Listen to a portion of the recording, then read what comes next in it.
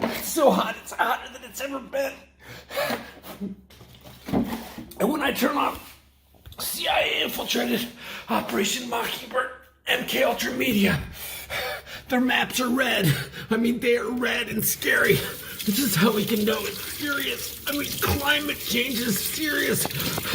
We need to start shoveling boatloads more money to our caring, loving overlord politicians so they can save the planet before we all die.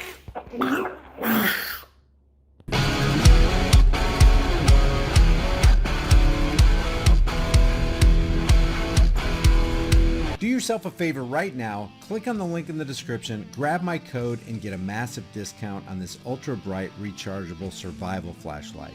You can hang it on any metal surface, it's durable, the charge lasts forever, you don't need batteries because it's powered by the sun or with a wall outlet, you can use it to charge your cell phone from 0 to 100%, it's got multiple emergency flashing modes plus a shop light function. There's a glass breaker, a seatbelt cutter, a compass, and an emergency siren. Guys, this thing is frickin' bright. Grab one while you can. The link's in the description.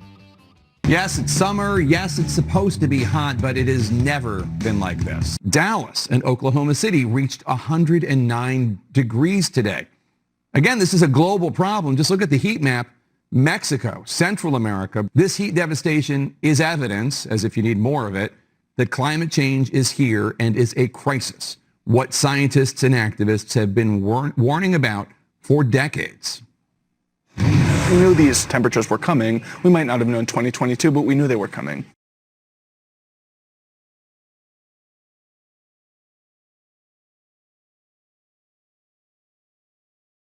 Story here is the medical story. Joe Biden and a whole lot of other people have gotten pretty sick with COVID after getting multiple shots. What is that about exactly? How did that happen? It's easy to just mock that this is a pandemic of the unvaccinated. That's clearly untrue. But is there a connection between getting multiple COVID vax shots and getting sicker? Is it possible that the vaccine actually can hurt you, especially if you keep getting boosted? Can it weaken your immune system? Well, that looks possible. Multiple studies have looked into this. Just last month, the Journal of Food and Chemical Toxicology published the findings of several mRNA researchers, and we're quoting, "In this paper, we present evidence that vaccination induces a profound impairment in type 1 interferon signaling, which has diverse adverse consequences to human health." Well, that seems like a headline. Did you read that in the New York Times? No, you probably didn't. Kind of weird since hundreds of millions of people got the shot. The researchers continued that in their studies of the COVID vaccine, quote, "we identify potential link to neurodegenerative disease, myocarditis, Bell's palsy, liver disease, impaired adaptive immunity, impaired DNA damage response, etc." So it's possible, in fact, it's looking likely that the vaccine might suppress the immune system. This fact, the authors concluded, will, quote, "have a wide range of consequences, not the least of which include the reactivation of latent viral infections and the reduced ability to effectively combat future infections," end quote. Now again, we sincerely hope that's not true. But it's not just the conclusion of one scientific journal. The Lancet, maybe the most famous scientific journal in the world, released similar findings in February. The Lancet's piece was entitled, quote, "Risk of infection, hospitalization, and death up to 9 months after a second dose of COVID-19 vaccine." A physician called Kenji Yamamoto made this observation about the data from the Lancet. He wrote this in a letter to the Journal of Virology, and we're quoting, "The study showed that immune function among vaccinated individuals 8 months after the administration of 2 doses of COVID-19 vaccine was lower than that among the unvaccinated individuals." Now your first response, if you're a humane person, to a line like that has got to be deep sympathy. Because people were misled, they were forced. Medical ethics thrown out the window. People were forced to take medicine they didn't want. And some of them may have been hurt by it. And you don't have to take this man's word for it. Pull up the Lancet study yourself. You won't find anything of the text of the article saying what Kenji Yamamoto said, which is weird. Why would the Lancet want to hide a major finding like that? We can't say. But if you look at Table 3 in the piece, here's what you'll find buried in the data. Among people around the age of 80 who have been double vaccinated, that would include people like Joe Biden, the per capita rate of medical incidences, including hospitalizations or death, is nearly twice as high as the rate of serious incidents for the unvaccinated. This is 180 days after vaccination. What is that? And why is no one interested? In the U.S. Here, only inactivated vaccines are administered, which are highly effective. We stress that those who are fully vaccinated with the 3-dose series are at very low risk. Do the right thing for your child and the greater good of your community and have your child vaccinated now. The polio vaccine has been around since 1955. Clearly, it's safe vaccine.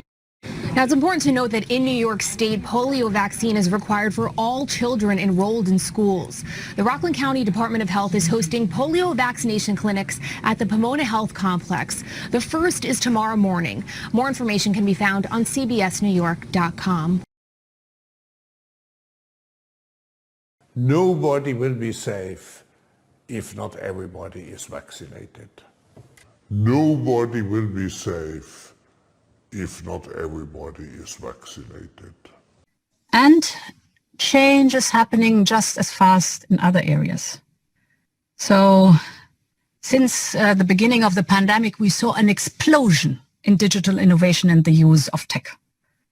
They enabled factories to stay open.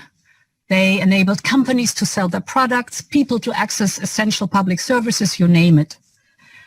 We have to keep pace with this change, and that means that we will certainly have to write a new rule book for the digital economy and the digital society. So covering everything from data to infrastructure, but also talking about security and democracy, technology to fair taxation. All these are topics on the table with digital change. So, ladies and gentlemen, the need for global cooperation and this acceleration of change will both be drivers of the Great Reset. And I see this as an unprecedented opportunity.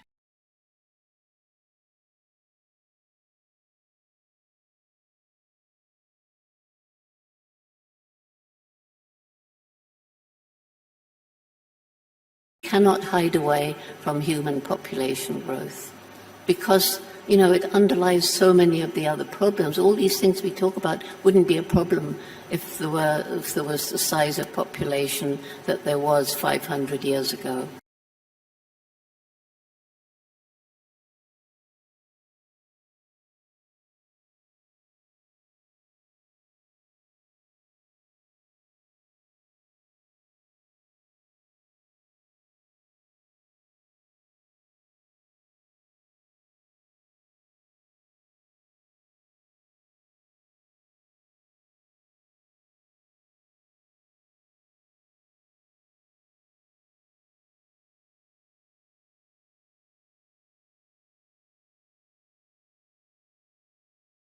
Cannot hide away from human population growth because, it underlies so many of the other problems. All these things we talk about wouldn't be a problem if there was the size of population that there was 500 years ago.